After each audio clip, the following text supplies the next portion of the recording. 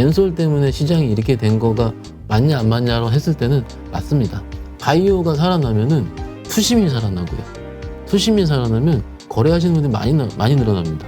지금 엔터주가 부러진 이유는요. 4분기 어닝 조커에 대한 우려다라는 거고요. 매수는요. 철저하게 분할로. 네. 일단 투심이 살아도 일단 돈이 있어야 되는데 일단 돈이 다 지금 LG에너지 솔루션으로 들어가 있으니 네, 그 얘기를 좀 드려볼까요? 이게 아까 지금 기사를 좀 보니까는 뭐 자산운용 펀드인가요? 그 아마 자문사가 될 텐데 그게 지금 펀드 사이즈가 5억인지 그들의 내부 자산이 5억인지는 아직 잘 모르겠어요. 근데 어쨌든 5억을 가진 운용사가 엔솔에 7조 베팅을 했다고 하더라고요. 그 숫자로만 하는 건가요? 어떻게? 그러니까 그냥 뭐 백지수표 남발하는 것 같아요. 근데 제가 그래서 시청자들 궁금하실까 봐 좀 통화를 해봤어요. 그 직접 하시는 분들이랑 통화를 해보니까 일단 쓰는 거는 자유라고 합니다. 금액을. 그러니까 자기가 얼마를 사고 싶다. 네, 쓰는 건 자유라 하고요. 물론 우선 배정이 있습니다. 우선 배정 하이힐드 펀드 아시죠? 하이힐드 펀드에 먼저 우선 배정을 하고 나머지 공모 펀드에 좀 배정을 하는데 이 그 자문사라든 이런 데 같은 경우는 일단 쓰는 금액에 대해서 제약을 받지 않기 때문에 그 다른 제약이 없어요. 없기 때문에 그 나중에 이제 자기가 쓴 거 가운데서 어쨌든 다 배정되고 실제로 받는 그거에 대해서만 돈 내면 되니까. 그렇죠. 금액은 무지 작기 때문에 그러니까 막 쓰는 거죠. 그렇지. 그래서 일단 그 나눠줄 때, 그러니까 저기 인수단이라고 그러죠. 인수단에 나눠줄 때 그들만의 각각의 그 인수단별로 규정이 있습니다. 규정별로 다 나눠주게 되고요. 물론 첫 번째 들어간 요건은 얼만큼 많이 써냈느냐도 있고요. 그리고 운용사 어떤 회사인지도 있고요. 그리고 운용사의 사이즈, 펀드 사이즈도 있고요. 그리고 그 펀드의 스타일, 가치주인지 혹은 코벤 펀드인지 뭔지 다 다르기 때문에 일률적으로 정할 수는 없다고 해요. 근데 이렇게 좀 너무 많이 쓰는 것 때문에 제 개정안이 좀 통과가 되었다고 하고요. 한 4월 정도 증권신고서 수리될 때는 이렇게 많이 써내는 거는 조금 좀 지양되지 않을까라고 그 업계 관계자 얘기를 하더라고요. 그러니까는 이게 기사 같은 경우도 우리 투자자분들 저를 포함해서 엔솔 때문에 시장이 이렇게 된 거가 맞냐 안 맞냐로 했을 때는 맞습니다. 예, 맞습니다. 그건 맞아요. 맞고요. 그거가 시작이 돼서 투심이 안 살아나는 거니까 맞고요. 그러니까는 그것 때문에 엔솔을 너무 미운 거예요, 지금. 그렇죠. 예, 미우니까는 하나하나 뭐가 잡히면 이제 크게 공격을 하는데 일단 사실은 이런 거라고 좀 먼저 말씀을 드리는 거고 여튼 엔솔의 공모가 내일이랑 모레 18일, 19일 날 예정이 되어 있죠. 경험적으로 환불일 날 3일 후에 환불이 되거든요. 금요일 날. 네, 환불이 되는데 환불일 때 아마 반등이 나오는 경우를 제가 좀 봤습니다. 그래서 이게 지금 환불 날짜가 제가 금요일인 다음 주 월요일은 좀 헷갈리긴 하는데요. 어쨌든 환불할 때 시장이 좀 올라가긴 하니까 그때 시간을 좀 보내는 게 어떨까라고 여태까지 제가 봐왔었던 대형 IPO에서 글을 안 썼었거든요. 그리고 그 다음 같은 경우도 재밌는 게 이거죠. 상장을 하잖아요. 상장을 하게 되면 상장한 이후에 ETF 수급이 어떻게 변화하는가. 규정을 보니까 한 7거래일 안에 좀 어느 정도 채워야 된다라는 규정도 있다고 하더라고요. ETF 같은 경우는. 그러니까는 그 허들을 넘어가는 시기가 되지 않을까라는 거죠. 그래서 제가 이제 2월 중순 정도가 시장의 바닥이 될 수 있다라고 좀 일단 미리 좀 얘기를 드리는데 12월 말에 왔을 때는 생각보다 1월 효과가 나오지 않을 수 있습니다라고 말씀을 드렸던 걸로 기억을 하고요. 지금은 시장의 바닥, 정말로 우리가 신나게 주식을 할 수 있었던 12월 같은 시기. 물론 12월도 썩 좋지는 않았는데. 그렇지. 작년 11월, 그러니까 작년 초 1월 아니면 재작년 12월에 비하면 그건 신나게 했던 거고요. 그러더라도 제 기준에서 종목 분석을 하고 수급을 따라서 기술적으로 뭔가 테크닉을 발휘해서 주식을 사면 먹는 시기.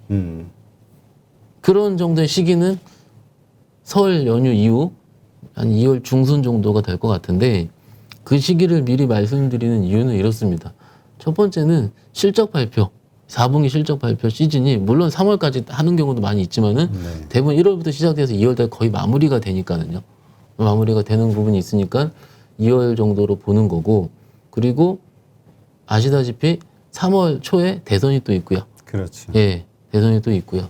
여러 가지 부분이 뭐 대선 얘기하면 또 그 우리 카카오 네이버 얘기를 해야 되거든요. 그렇지. 또 그러니까 대부분 카카오 네이버도 여쭤보는 분들 그럽니다. 지금 바닥 오늘도 또 전화를 받은 거예요. 그렇죠. 계속 빠지니까. 지금 바닥 아닌가라고 하셔서 지금 사야 되겠대요. 그래서 제가 이제 뭐 이렇게 얘기를 했습니다.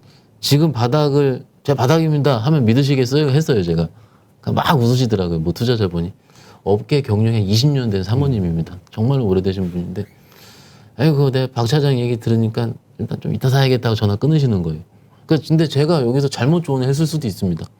근데 확실한 거는 그런 작년 9월인가요? 이 규제 이슈 때문에 부러졌던 종목이 다시 회복을 할 거면 그 규제 이슈가 어느 정도는 좀 마무리되는 혹은 어느 정도는 시장 분위기가 좋아지는 거고 슬슬 제가 보고서를 보니까는 원래 그 애널리스트 레포트들의 그런 이슈 그런 걸 잘 안 쓰거든요. 실적만 쓰는데 분위기는 이제 3월 초 이벤트들을 기원으로 대강 크다 이게 써 있더라고요. 이제 슬슬.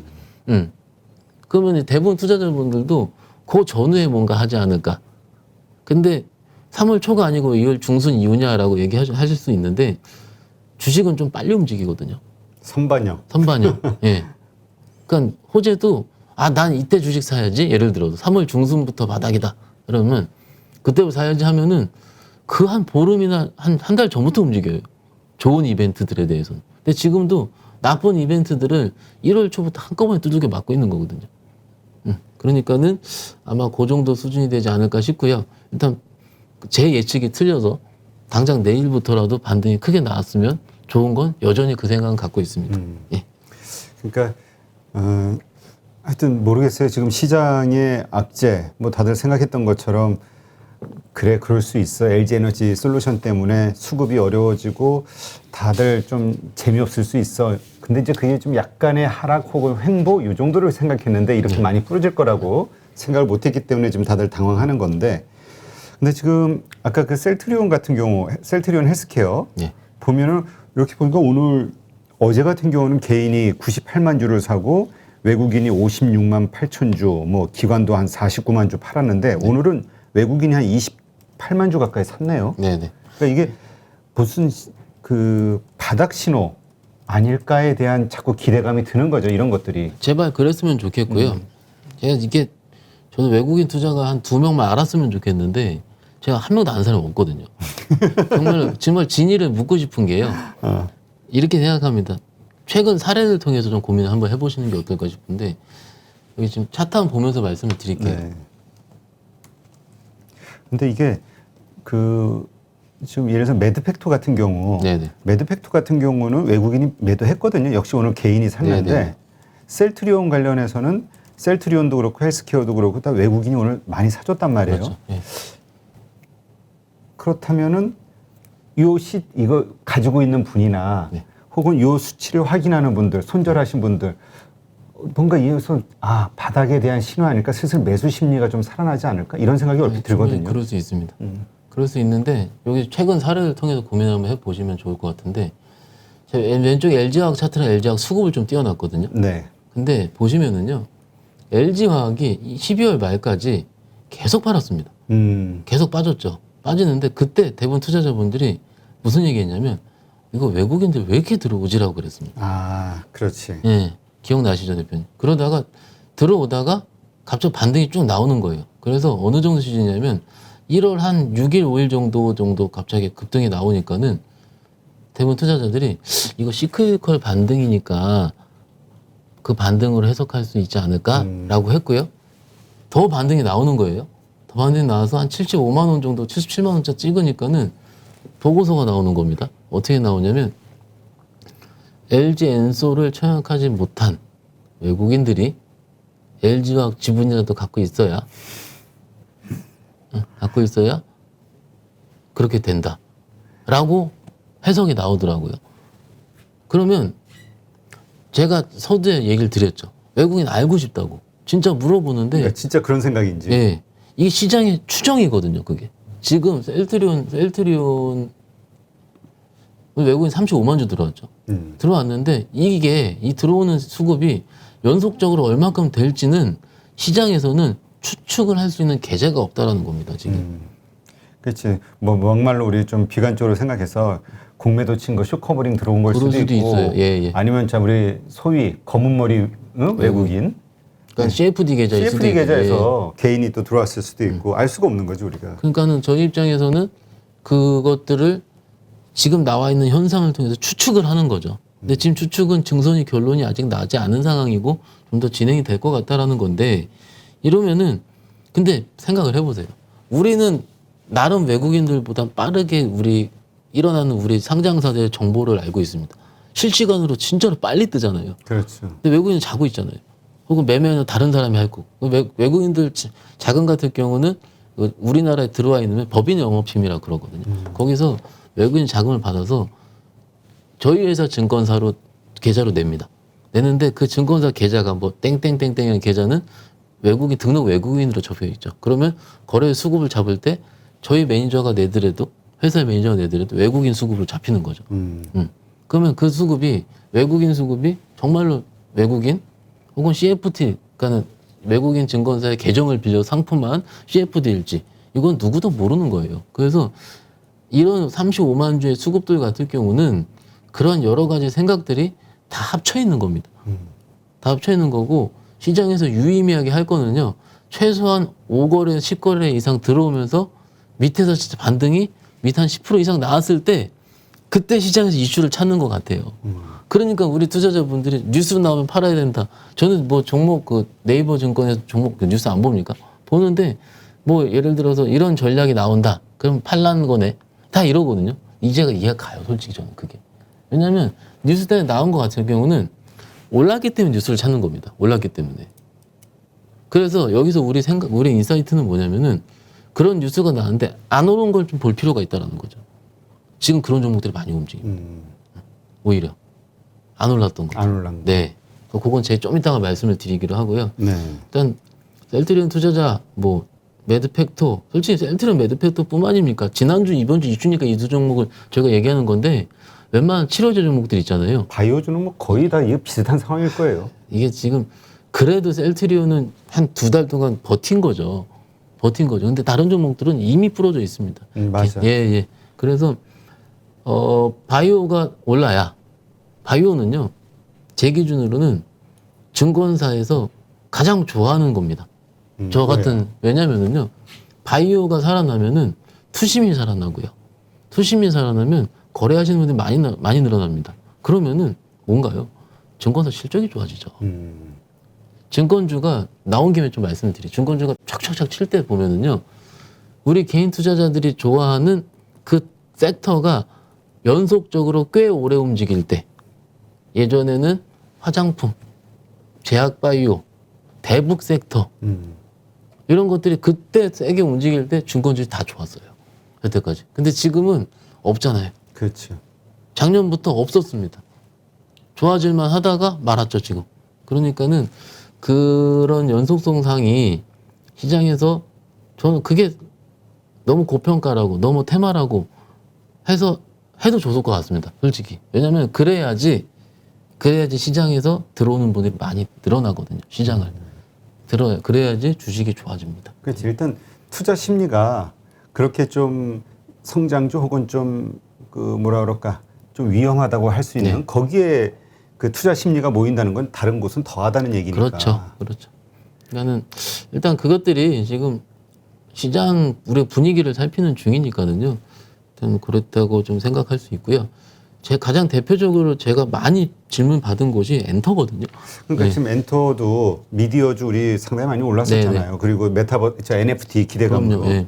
근데 지금 뭐 그쪽도 지금 뭐 완전히 뭐 게임주하고 같이 지금 뭐라 그러지? 추풍낙엽으로 그냥 탁 쓰러져 있는 상황이라. 그러니까 뭐 실적이랑 뭐 아무 상관없이 그냥 똑같은 취급을 받는 거죠. 물론 똑같은 취급이 좋을 수도 있고 안 좋을 수도 있습니다. 근데 제가 지난주부터 이번 주가 나온 엔터 관련 보고서들을 조금 정리를 해볼게요. 네. 일단 뭐 좋았던 거는 다 알고 있을 거고 뭐 저 코로나 엔데믹 이후에 당연히 그 우리가 이제 추가적인 콘서트라든지 실적 애드업이 될 수 있다. 이건 당연히 알고 있는데 지금 엔터주가 부러진 이유는요. 4분기 어닝 조커에 대한 우려다라는 거고요. 엔터 4사의 실적을 영업이익 기준으로 봤을 때 기존 컨센서스 대비해서 10%에서 한 30%가량 하회하는 게 나올 수 있다라는 거예요.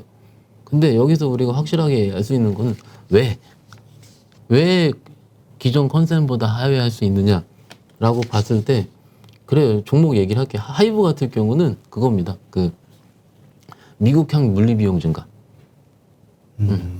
그럴 만하죠. 당연하죠. 그리고 다른 회사들 같은 경우는 인센티브, 호실적으로는 인센티브 지급. 그 요거는 일회성 비용이고요.